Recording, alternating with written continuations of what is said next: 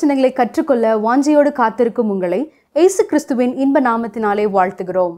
நாம் கடந்த பாடத்திலே இஸ்ரவேலுக்கு உண்டான ஆசீர்வாதம் பூமி எங்கும் உண்டாகிறதாக இருக்கிறது என்றும், நியாயப்பிரமாணத்தை கைக்கொள்ளுகிறதினாலே எந்த ஒரு மனிதனும் ரட்சிக்கப்பட முடியாது என்றும், 1000 வருட அரசாட்சியிலே ஓய்வு நாள் மீண்டும் ஏற்படுத்தப்படும், ஏனென்றால் எருசலேமிலிருந்து பிரமாணம் வெளிப்படுகிறதாக இருக்கிறது என்றும், நாய்களுக்கு எச்சரிக்கையாய் இருங்கள் என்று கூறப்பட்டுள்ள தேவனுடைய வார்த்தையானது கள்ள போதகர்களுக்கும் கள்ள தீர்க்கதரிசிகளுக்கும் எச்சரிக்கையாய் இருப்பதை குறிக்கிறது என்றும், ஊழியக்காரர்கள் திருப்தி அடையாதவர்களாக காணப்படக்கூடாது என்றும், நீங்கள் வேத வசனத்தை மற்றவர்களுக்கு கொடுக்கும்போது உங்களுக்கு பிரச்சனைகள் வரும், வசனங்கள் அவர்களை சிந்திக்க வைக்கிறது, ஆகவே அவர்கள் அதற்கு கீழ்ப்படிவார்கள் அல்லது அதற்கு எதிர்த்து நிற்பார்கள் என்றும் கற்றுக்கொண்டோம்.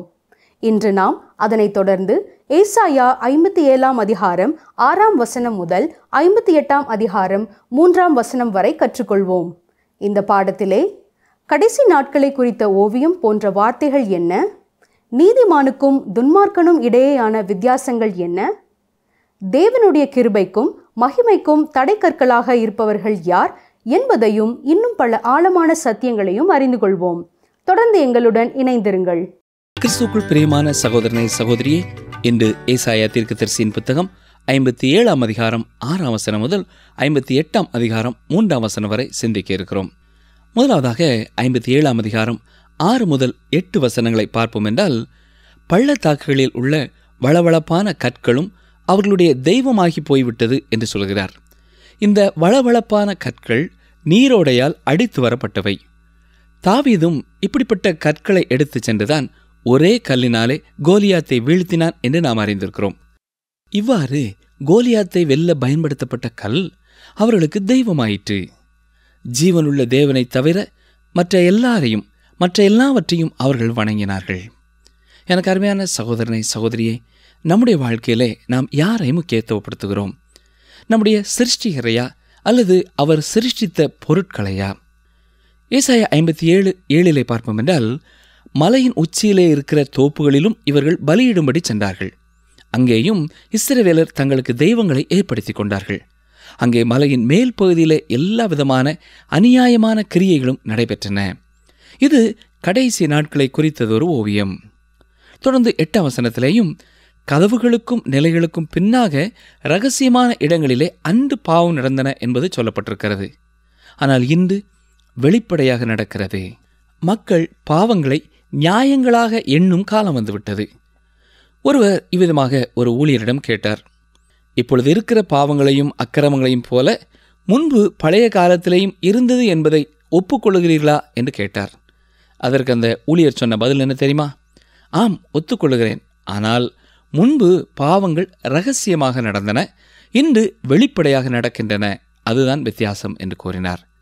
ஆம் அருமையானவர்களே, அன்று மக்கள் பாவத்தை குறித்து பயந்தார்கள், பாவம் செய்த பொழுது வெட்கப்பட்டார்கள். இன்று பாவ உணர்வு அற்று போயிற்று. நம்முடைய வாழ்க்கையை சற்றே யோசித்து பார்ப்போம். பாவம் செய்யும் பொழுது அதை குறித்த வெட்கம், பயம், கவலை நமக்கு வருகிறதா? இல்லை என்றால் பாவத்தை பாவம் என்று எண்ணாமல் கடந்து செல்கிறோமா? ஒருமுறை தொலைக்காட்சி ஒன்றிலே கணவன் அல்லாத ஒருவனோடு வாழ்ந்து வந்த ஒரு பெண்மணி தன்னை பற்றிய நிலையை வெளிப்படையாக சொன்னாள். அநேகர் இந்த பெண்மணி மாய்மாலம் பண்ணாமல் வெளிப்படையாக சொல்லுகிறாள் என்று அவளை பாராட்டினார்கள். எனக்கு அருமையான சகோதரனை சகோதரியே, அவள் வேண்டுமானால் மாய்மாலம் பண்ணாமல் இருக்கலாம். ஆனால் அவள் தேவனுடைய பார்வையிலே ஒரு பாவி என்பதை நாமும் சமுதாயமும் மறந்து போகக்கூடாது. சமுதாயம் இந்த பாவத்தை ஏற்றுக்கொள்வதனாலே இந்த பாவம் நியாயமாக மாறாது. இன்று பாவம் வாழ்க்கையின் ஒரு அங்கமாகிவிட்டது. காதுகளிலே கூறப்பட்ட காரியங்கள் இன்று பத்திரிகைகளிலே விளம்பரமாக போடப்படுகின்றன. உலக நாடுகளிலே நன்னறி வாழ்க்கை குறைந்துவிட்டது. கர்த்தர் சொன்னது போல களைகளும் கோதுமையும் ஒன்றாக இணைந்து வளர்கின்றன. எது பாவம் எது நியாயம் என்று இனம் கண்டுகொள்ள இயலாத அளவிற்கு ஒன்றாகவே வளர்கின்றன. நமக்கு விசேஷித்த ஞானம் தேவை பிரியமானவர்களே. இந்த இடத்திலே நமது வாழ்க்கையை சற்றே நாம் ஆராய்ந்து பார்க்க வேண்டும். மனிதர்கள் சட்டை செய்யாமல் இருப்பதால், எதிர்த்து நிற்காமல் இருப்பதால் பாவம் பரிசுத்தமாகாது. பாவம் செய்கிற ஆத்துமா சாகும் என்று வேதம் சொல்கிறது. நம்முடைய வாழ்க்கையிலே மற்றவர்கள் ஏற்றுக்கொள்வதனாலே தொடர்ந்து தவறு செய்து கொண்டிருக்கிறோமா? வேத வசனம் எதிர்த்து நிற்கும் என்றால், கர்த்தருடைய வார்த்தை அதை பாவம் என்று சொல்லும் என்றால் அது பாவம்தான். தொடர்ந்து வருகிற வசனங்களிலே நீதிமானுக்கும் துன்மார்க்கனுக்கும் இடையே உள்ள வித்தியாசங்களை நாம் பார்க்கலாம். தொடர்ந்து 2வது பகுதியிலே ஏசாயா நீதிமானுக்கு உண்டாகும் ஆறுதலை பற்றி சொல்கிறார். ஏசாயா 57 அதிகாரம் 15 வசனத்தை பாருங்கள். நித்திய வாசியும் பரிசுத்தர் என்கிற நாமம் உள்ளவருமாகிய மகத்துவமும் உன்னதமுமானவர் சொல்லுகிறார், உன்னதத்திலும் பரிசுத்த ஸ்தலத்திலும் வாசம் பண்ணுகிற நான் பணிந்தவர்களின் ஆவியை உயிர்ப்பிக்கிறதற்கும் நொறுங்கினவர்களின் இருதயத்தை உயிர்ப்பிக்கிறதற்கும் நொறுங்குண்டு பணிந்த ஆவியுள்ளவர்களிடத்திலும் வாசம் பண்ணுகிறேன். தேவன் இறுதி நாட்களிலே தன்னுடையவர்களை தேற்றுவதை குறித்து இங்கே வாசிக்கிறோம். அவர் மகத்துவமும் உன்னதமுமானவராக இருக்கிறபடியால் அவ்வாறு செய்கிறார். அவர் நித்தியமாக இருக்கிற தேவன். ஆனால் மனிதனை பாருங்கள், அவனுடைய ஆயுசு நாட்கள் குறுகினது. அவன் நிலையற்றவன். அவனுடைய வாழ்நாள் எத்தனை என்பதை அவனே அறியான். தங்களை நம்பாமல் தேவனை நம்புகிற ஒவ்வொருவரையும் கோழி தன் குஞ்சுகளை தன் சிறைகளுக்குள்ளாக வைத்து காப்பது போல தேவன் காத்து கொள்ளுவார். இந்த பாதுகாப்பிற்கு அவருடைய வாக்குத்தத்தங்களே நம்மை நடத்தி செல்கின்றன. தேவனை சார்ந்து கொள்கிறவர்களுக்கு என்ன ஒரு சமாதானம், என்ன ஒரு பாதுகாப்பு இருக்கிறது பார்த்தீர்களா? இந்த வசனம் நம்முடைய காலத்தை தாண்டி மகா உபத்திரவத்தின் நாட்களை பற்றி கூறுகிறது. ஆனாலும் இது இன்றைய நாட்களுக்கும் உரிய சமாதானத்தையும் பாதுகாப்பையும் எனக்கும் உங்களுக்கும் தருகிறது. நாம் கடைசி காலங்களுக்குள்ளாக கடந்து வந்து கொண்டிருக்கிறோம் என்பதை மறந்து போகக்கூடாது. இப்பொழுது ஏசாயா 57:16 பாருங்கள். நான் எப்போதும் வழக்காட மாட்டேன், நான் என்றைக்கும் கோபமாயிருப்பதும் இல்லை. ஏனென்றால் ஆவியும் நான் உண்டு பண்ணின ஆத்துமாக்களும் என் முகத்துக்கு முன்பாக சோர்ந்து போகுமே. அவர் நிலையான நித்தியமான தேவன். ஆனால் அவர் எப்பொழுதும் பாவத்தின் மீது கோபம் கொள்ள மாட்டார். ஏனென்றால் பாவம் அகற்றப்பட வேண்டியதாய் இருக்கிறது. நாம் சோர்ந்து போகக்கூடாது என்பதிலே அவர் கரிசனையாக இருக்கிறார். 17 வசனத்தை பாருங்கள். நான் அவர்கள் பொருளாசை என்னும் அக்கிரமத்தின் நிமித்தம் கடுங்கோபமாகி அவர்களை அடித்தேன். நான் மறைந்து கடுங்கோபமாய் இருந்தேன். தங்கள் மனம் போன போக்கிலே மாறுபாடாய் நடந்தார்களே. இங்கே தேவன் ஏன் துன்மார்க்கரை அடிக்கிறார் என்பதற்கான விளக்கத்தை பார்க்கிறோம். அவர்கள் பொருளாசையாலும் மனம் போன போக்கிலே நடக்கிறவர்களாயும் இருந்தபடியினாலே அவர் அவர்களை தண்டிக்கிறார். தேவனுக்கு எதிரான இந்த கலகங்களுக்கு ஒரு நாள் அவர் முடிவை ஏற்படுத்துவார் என்பதை இந்த மனிதர்கள் அறிவார்கள் என்று நாம் உறுதிபட கூற முடியும். பெருமையான இருதயமுள்ளவர்களையும் தேவனுக்கு எதிராக செயல்படுகிறவர்களையும் அவர் தண்டிப்பார். இப்பொழுது 18 வசனத்திற்கு வாருங்கள்.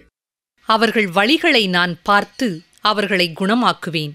அவர்களை நடத்தி திரும்பவும் அவர்களுக்கும் அவர்களிலே துக்கப்படுகிறவர்களுக்கும் ஆறுதல் அளிப்பேன். யார் யார் தங்களுடைய துன்மார்க்கத்தை விட்டு மனம் திரும்புகிறார்களோ அவர்களை தேவன் குணமாக்கி ரட்சிப்பார். அவர் நீதிமானுக்கு கிருபை செய்கிற தேவனாயிருக்கிறார்.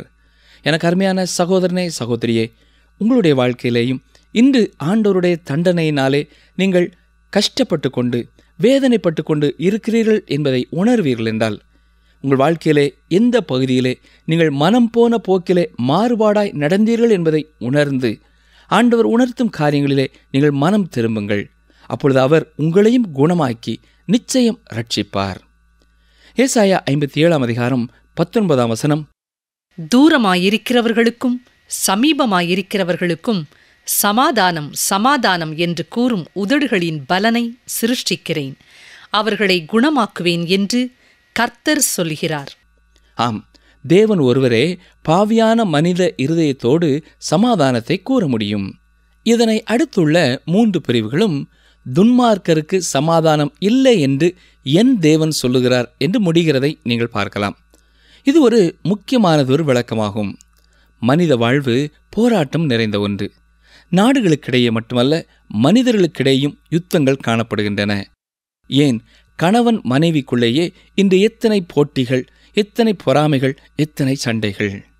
ஒருவேளை இதை போட்டிகள் என்று சொல்லலாம், ஆனால் இது போர்களே. வாணிபத்திலே, சமுதாயத்திலே, சமய உலகிலே, படிப்பிலே, பதவியிலே மற்றும் இது போன்றவற்றிலே இந்த போட்டி பொறாமைகளை, யுத்தத்தை நாம் காணலாம். நாட்டிலுள்ள ஒவ்வொரு குடியிலும் வீடுகளிலும் இந்த பிரச்சனைகளை நீங்கள் காண முடியும். இவைகளுக்கு காரணம் என்ன தெரியுமா? அவர்களுடைய மனதிலே சமாதானம் இல்லை. மற்றவர்களுடன் அதனால்தான் போரிடுகிறார்கள். துன்மார்க்கருக்கு சமாதானம் இல்லை என்று கர்த்தர் சொல்கிறார். தேவன் இல்லாமல் ஒருவனும் சமாதானம் பெற முடியாது. இதுவரை ஒருவரும் அவ்வாறு சமாதானம் பெற்றதில்லை, இனியும் பெற முடியாது. ஏசாயா 57 அதிகாரம் 20 துன்மார்க்கரோ கொந்தளிக்கும் கடலைப் போலிருக்கிறார்கள். அது அமர்ந்திருக்க கூடாமல் அதன் ஜலங்கள் சேற்றையும் அழுக்கையும் கரையில் ஒதுக்குகிறது. வேத வசனங்களிலே துன்மார்க்கரை பற்றி கூறப்படுகின்றவற்றிலே இது சிறந்ததாகும். கொந்தளிக்கும் கடலைப் போல துன்மார்க்கன் தன் துன்மார்க்கமான வழியிலே இளைப்பாறுதலை, சமாதானத்தை பெற இயலாது. அவனுடைய உள்ளம் அமைதியின் மையால் கொந்தளிக்கும். தேடப்படும் ஒரு குற்றவாளி எவ்வாறு விடுதலையையும் பாதுகாப்பையும் விரும்பி தேடுவானோ அதே போல தொடர்ந்து உள்ளத்திலே பதட்டத்துடன் காணப்படுவான். அமெரிக்க ஐக்கிய நாட்டிலே ஒரு 80 வயதான மனிதர் காவல் நிலையத்திற்கு சென்றார். அங்கே சென்று, நான் 50 வருடமாக குற்ற மனசாட்சியினாலே கஷ்டப்படுகிறேன். ஏனென்றால் நான் ஒரு கொலை செய்துவிட்டேன். அதற்கு வேறொருவர் தண்ட பணத்தை கட்டிவிட்டார். வழக்கு முடிந்துவிட்டது. ஆனால் என் குற்ற மனசாட்சி நின்றபாடில்லை. ஆகவே நான் அறிக்கையிட்டு பரிகாரம் தேட வந்தேன் என்று சொன்னார். எனவே காவல்துறையினரும் இதை விசாரிக்க தொடர்ந்தார்கள். அந்த மனிதர் கூறியது போல மற்றொருவர் அதனுடைய தண்ட பணத்தை கட்டிவிட்டார் என்பதை கண்டார்கள். ஆகவே சட்டப்படி உண்மையான குற்றவாளி கிடைத்த பிறகும் அவருக்கு தண்டனை வழங்க இயலவில்லை. ஏனென்றால் ஏற்கனவே மற்றொருவர் அவருடைய தண்டனையை ஏற்றுக்கொண்டு விட்டார். இருந்தபோதிலும் அவருடைய குற்ற மனசாட்சி அவரை வாதித்தது. அதனை விட கொடுமையான தண்டனையாகும். அவருக்கு சமாதானமில்லை. ஆம், துன்மார்க்கருக்கு சமாதானமில்லை. இப்பொழுது ஏசாயா 57:21 துன்மார்க்கருக்கு சமாதானம் இல்லை என்று என் தேவன் சொல்லுகிறார்.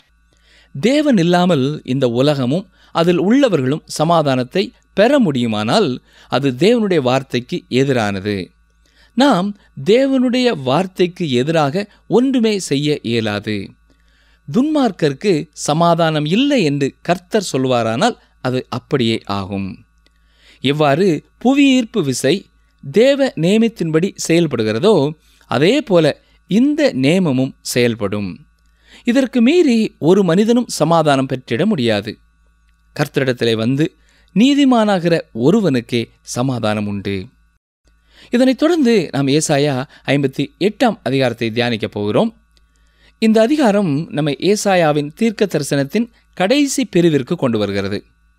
இதற்கு நாம் பாடுபடும் தாசனால் வரும் யெகோவாவின் மகிமை என்று பெயரிடலாம். இந்த பகுதியிலே நாம் தேவ ராஜ்யத்தின் மகிமையை பார்க்கிறோம். உள்ளாக துன்மார்க்கமான வழிகளையும் வெளிப்பிரகாரமாக பக்தியையும் உடையவர்கள் தேவனுடைய கிருபைக்கும் மகிமைக்கும் தடை கற்களாக இருக்கிறார்கள். இவர்கள் தேவனுடைய கிருபையும் மகிமையும் வெளிப்படுவதை தாமதமாக்குகிறார்கள். இயேசு கிறிஸ்துவின் ஊழியத்திலேயும் இப்படிப்பட்டவர்களை நீங்கள் இனம் கண்டுகொள்ளலாம். இன்றும் அநேகர் சபையிலே மிகவும் ஆர்வத்துடன் செயல்படுவார்கள், பக்தியுள்ளவர்கள் போல காணப்படுவார்கள். ஆனால் அவர்கள் வாணிபத்திலே நேர்மையற்றவர்களாக, பாவமான வாழ்க்கை வாழ்ந்து கொண்டிருப்பவர்களாக காணப்படுவதனாலே மற்ற உலக மனிதர்களைப் போல சாபத்திற்குள்ளாகவே வாழ்கிறார்கள். இவர்கள் தேவனுடைய கிருபைக்கும் மகிமைக்கும் தடையாக காணப்படுகிறார்கள். தேவனுடைய மகிமை ஏன் வெளிப்படவில்லை என்பதற்கு இந்த பகுதியிலே தெளிவான விளக்கங்கள் கொடுக்கப்பட்டிருக்கின்றன. மக்கள் தேவனோடு உள்ள உறவிலே சரியாக இல்லாத போதே இவ்வாறு ஆகிறது.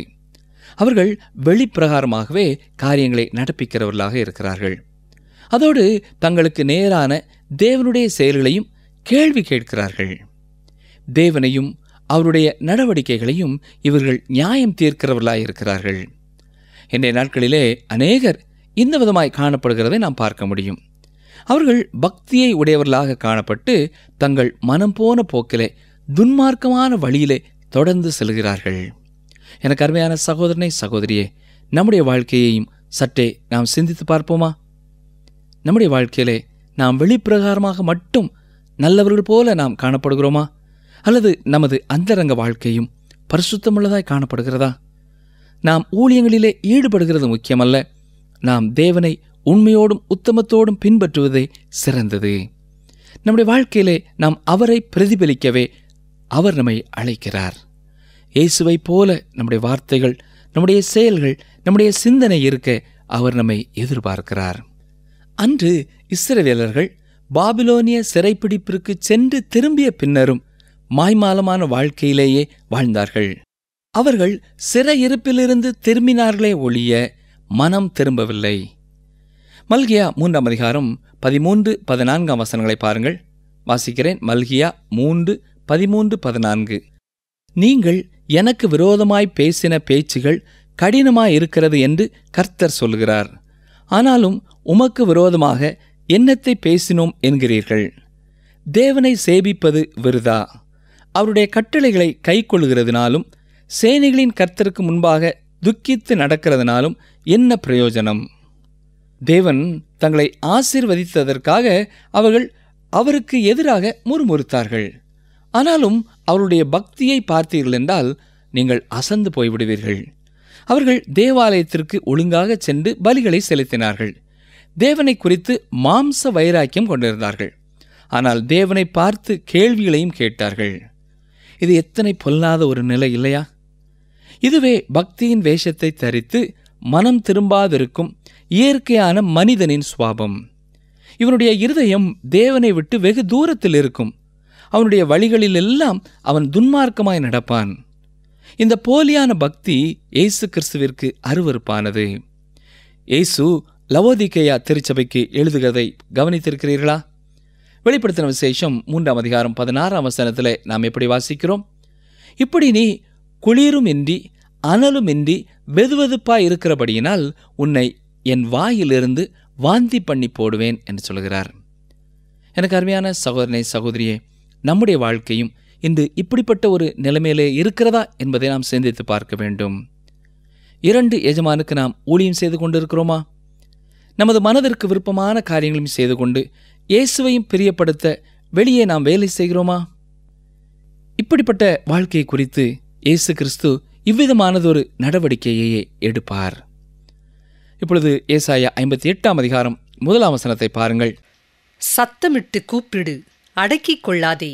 எக்காலத்தைப் போல் உன் சத்தத்தை உயர்த்தி என் ஜனத்துக்கு அவர்கள் மீறுதலையும் யாக்கோபின் வம்சத்தாருக்கு அவர்கள் பாவங்களையும் தெரிவி. இங்கே சத்தமிட்டு கூப்பிட்டு மக்களால் வரவேற்பை பெறாத தேவ செய்தியை சொல்லும்படி தீர்க்கதரிசியை கர்த்தர் கேட்கிறார். தேவனுடைய செய்தியானது என்றும் மக்களிடையே மதிப்பு இழந்த ஒரு காரியம்தான்.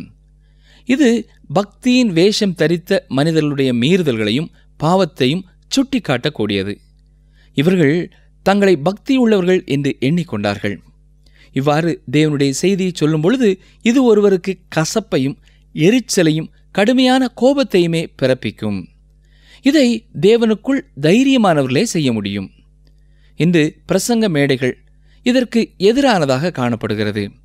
மனிதனுடைய பாவத்தின் நிலைமையை சொல்லாமல், அவனுடைய உண்மையான நிலையை காண்பிக்காமல், அதன் விளைவாகிய நித்திய நரகத்தை பற்றி சொல்லாமல் மக்களை பிரியப்படுத்தவே நினைக்கிறார்கள்.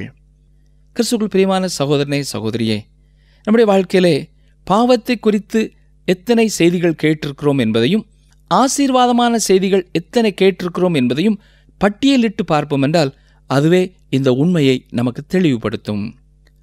உள்ளதை உள்ளதென்று கூற வேண்டும். மருத்துவர்களும் உள்ளதை கூறாவிட்டால் இதே போன்றதொரு நிலைமைதான் காணப்படும். வியாதியிலே படுத்திருந்த ஒரு மனிதர் தன்னுடைய வியாதி என்னவாக இருக்கும் என்று யோசித்துக் கொண்டிருந்த பொழுது அந்த மருத்துவர் அவரிடத்திலே வந்து, நான் உங்களுக்கு என்ன பிரச்சனை என்பதை உள்ளபடியே கூறிவிடுகிறேன். அவ்வாறு நான் கூறாவிட்டால் நீங்கள் என்னை நம்ப மாட்டீர்கள் என்று சொன்னாராம். உண்மையாக அந்த மனிதர் புற்றுநோயினாலே பாதிக்கப்பட்டிருந்தாராம். இயேசு கிறிஸ்துவும் இவ்வாறுதான் உள்ளதை உள்ளவாறு கூறுகிறார். மேலும் அவருடைய ஊழியர்களும் இன்று அவ்வாறே சொல்ல வேண்டும் என்று அவர் எதிர்பார்க்கிறார். மக்கள் பாவமாகிய நோயினாலே வாடுகிறார்கள் என்றும் அது அவர்களை நித்திய மரணத்திற்கு நேராக இழுத்துச் செல்கிறது என்றும் அது அவர்களை தேவனை விட்டு பிரித்துவிடும் என்பதையும் எச்சரிக்க விரும்புகிறார். இப்பொழுது ஏசாயா 58 அதிகாரம் 2 வசனத்தை பாருங்கள். தங்கள் தேவனுடைய நியாயத்தை விட்டு விலகாமல் நீதியை செய்து வருகிற ஜாதியாரைப் போல் அவர்கள் நாடோறும் என்னை தேடி என் வழிகளை அறிய விரும்புகிறார்கள். நீதி நியாயங்களை என்னிடத்தில் விசாரித்து தேவனிடத்தில் சேர விரும்புகிறார்கள். தேவன் அவர்கள் எவ்விதமாக காணப்படுகிறார்கள் என்பதை நயம்பட கூறுகிறதை இங்கே பார்க்கிறோம். அவர்கள் தேவாலயத்திற்கு ஒழுங்காக வந்து பலிகளை செலுத்துகிறார்கள். பிரமாணங்களை சரியானபடி கைக்கொள்வது போல காணப்படுகிறார்கள். தேவனை தொழுது கொள்வதிலேயும் மிக கவனமாக காணப்படுவது போல காணப்படுகிறார்கள். ஆனாலும் இவை எல்லாமே போலவே தான் காணப்படுகின்றதே ஒழிய உண்மையில் அப்படி இல்லை. இன்றும் அநேகர் இவ்விதமாக சபைக்கு செல்வதையும் மற்ற ஆவிக்குரிய காரியங்களை செய்வதையும் கடமையாக செய்கிறார்கள். ஆனால் அவருடைய வாழ்க்கை தேவ பக்திக்குரிய வாழ்க்கைக்கு ஒத்து போகிறதில்லை. சம்பந்தமே இல்லாமல் காணப்படுகிறது.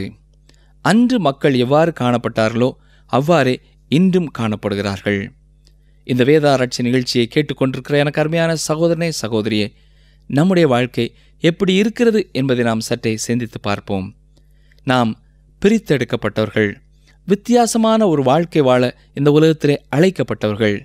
இந்த உலகத்தை விட்டு ஓடிவிட அல்ல, ஒதுங்கி வாழ அல்ல, பாவமான சமுதாயத்திலேயும் கர்த்தருடைய பிள்ளைகளாக வித்தியாசமானவர்களாக அவரை பின்பற்ற அழைக்கப்பட்டவர்கள்.